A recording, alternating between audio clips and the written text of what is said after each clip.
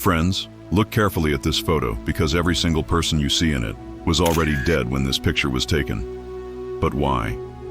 What was so special about this photo? Well, these were all explorers who had gone to the very center of Antarctica, the South Pole. But as soon as they reached there, they all died, and their bodies were buried forever in the world's coldest and most deserted continent.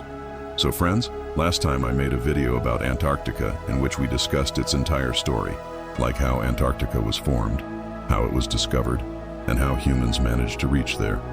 In that video, I told you that humans first discovered Antarctica, then landed and even survived there. But their hunger didn't end there. They wanted more adventure. And that's why humans started a race in which many had to sacrifice their lives. And that race was the race to the South Pole.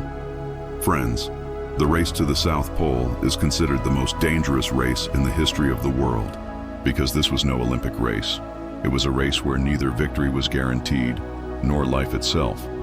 The purpose of this race was simple: to somehow reach the South Pole, to be the first human to reach that part of Antarctica and prove it. So why and how did this race start? Let's find out in today's video. Friends, this was the time of the early 1900s. By then, humans had set foot on almost every corner of the Earth, even Antarctica. But there were still two places where no human had ever gone: the North Pole and the South Pole. The North Pole lies at the top of the Earth and the South Pole at the bottom. The North Pole is in the middle of a frozen ocean, while the South Pole is at the center of Antarctica. Both poles are extremely dangerous locations, and whoever reached them first would definitely set a world record and become famous. So, as the 1900s began, people started planning expeditions to these poles. Now, when it came to the South Pole, two names appeared: Roald Amundsen and Robert Scott. Amundsen wanted to go to the North Pole, and Scott wanted to go to the South Pole. Amundsen was a very experienced Norwegian explorer, while Scott was an English Navy officer. Both were preparing for different poles. But then something happened that made both of them head for the South Pole. And this is where the world's deadliest race began. So, how did this race start, and who won it? Before knowing that, let's first understand some important things about Amundsen and Scott, so the story will be clearer. Roald Amundsen, friends. As I told you, Amundsen was Norwegian. He was born in a small town called Borge, where almost all his family members worked with ships. Some were captains, some ship owners. So from childhood, Amundsen was fond of sea adventures. He also used to read stories of explorers, which fascinated him. He always wanted to be an explorer, but his mother wanted to keep him away from such dangerous work. She wanted him to become a doctor. She even made him promise not to pursue such adventures. At first, Amundsen agreed and began studying medicine. But as soon as his mother passed away, he dropped out of university and started following his heart, beginning his life at sea.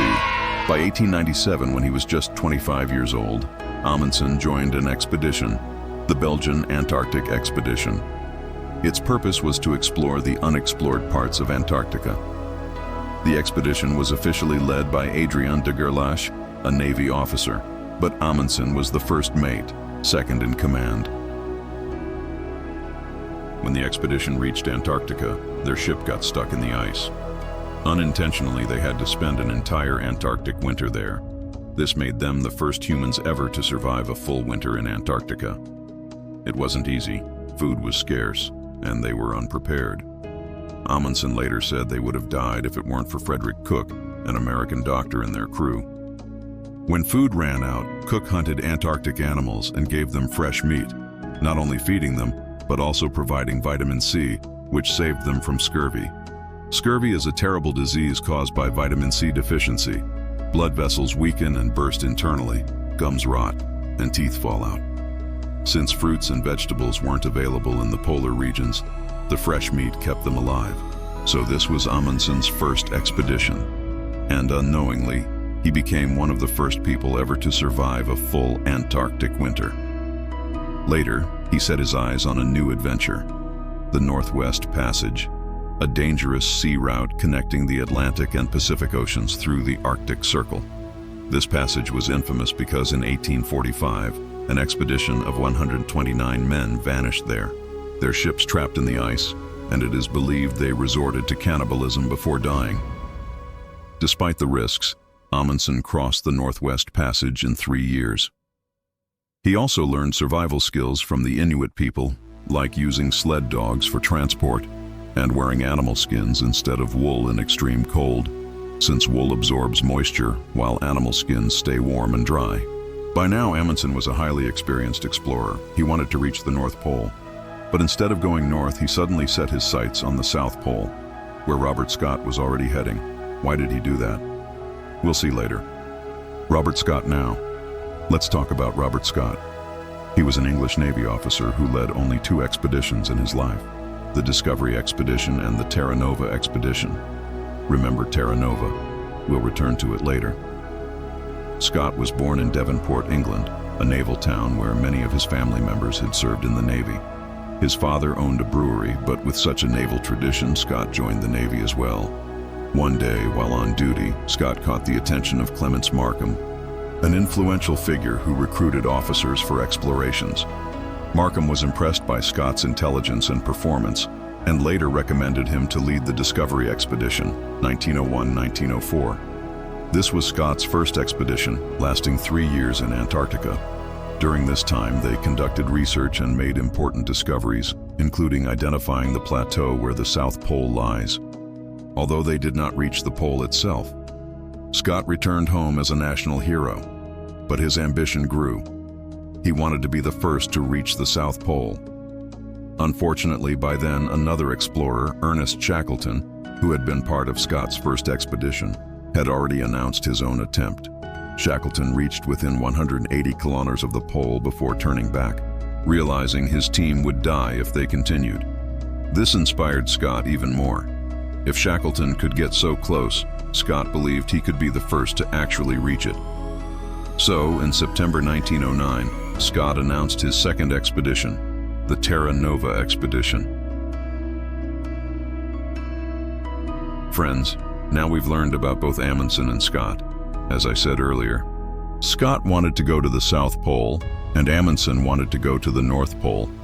But then came a twist, and both of them set out for the South Pole. Why? Well, the reason was this. When Amundsen was planning for the North Pole, and had already secured funding, he suddenly heard the news that 2 other men, Frederick Cook and Robert Peary, were both claiming to have already reached the North Pole. And yes, Cook was the same man who had once saved Amundsen's life in Antarctica.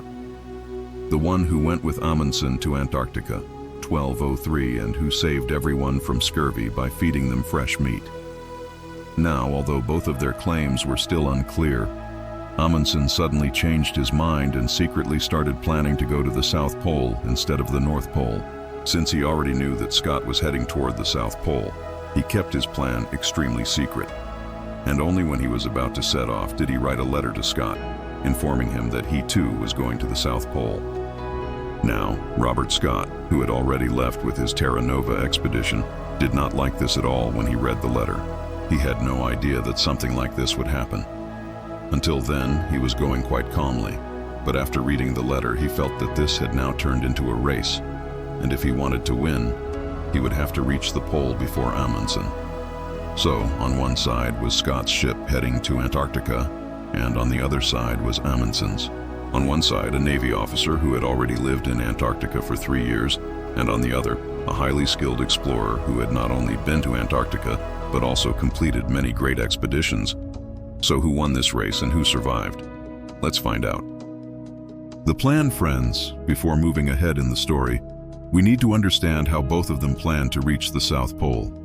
Because going to the South Pole was no child's play. It required very strong planning. Both of them made their own plans, but their strategies were completely different. One was an explorer and the other a Navy officer.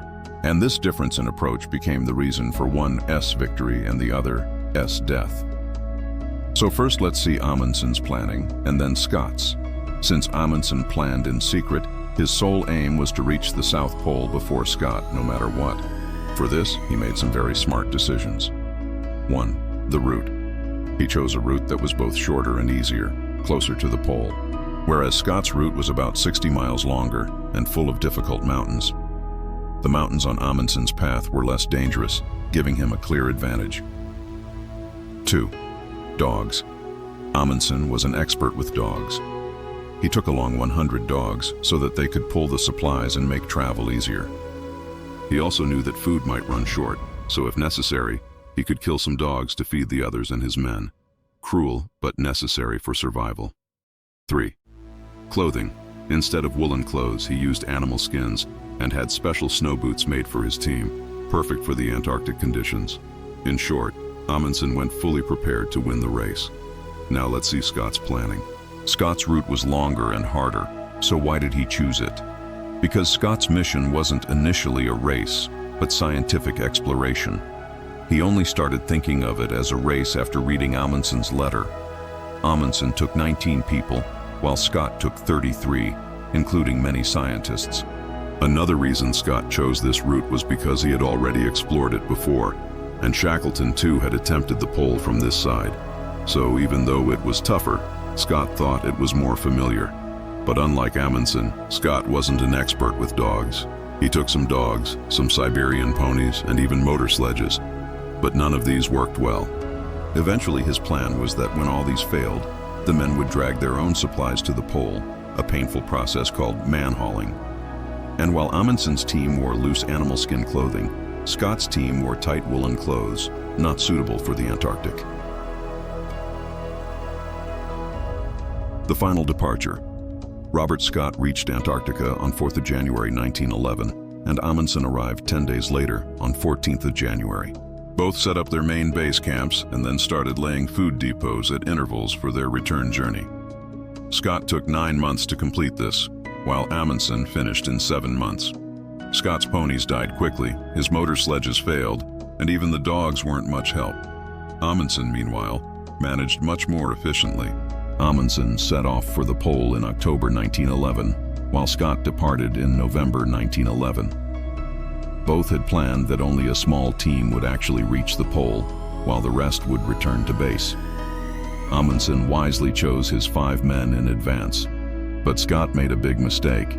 He selected 5 people at the last moment, even though supplies were packed for only 4. So while Amundsen went with dogs, Scott's final party of 5 men had no animals at all. They dragged everything themselves, wearing unsuitable clothes in -30°C weather. After 78 days of painful marching, they finally reached the pole, only to find a Norwegian flag already there. Yes, Amundsen had beaten them by 33 days, reaching the pole on 14th December 1911. He had left a tent, a Norwegian flag, and a letter addressed to Scott asking him to deliver it to the King of Norway if they did not survive. Imagine Scott's feelings at that moment, after all the suffering, to realize they were not the first. Still, they planted their flag, took a photograph, and prepared for the return journey. The return journey. For Amundsen, things were straightforward. His dogs helped him travel back quickly and safely. But Scott's team had to walk back in worsening conditions, with temperatures dropping to 40°C. Exhausted, depressed, and frostbitten, they knew survival was almost impossible. Scott kept writing in his diary, recording everything, even noting, "We are weak. It is hard to write, but I do not regret this journey. If we die, we will face death with courage, as Englishmen do." On the way back, one by one, they perished. 1. Edgar Evans. He suffered frostbite, head injury from a fall, and eventually collapsed and died. 2. Lawrence Oates. His feet were so frostbitten that he could barely walk, slowing the team down. Feeling like a burden, he bravely walked out of the tent during a blizzard, saying, "I am just going outside, and maybe some time." He never returned. The remaining 3, Scott, Edward Wilson, and Henry Bowers, continued, but worsening blizzards trapped them in their tent.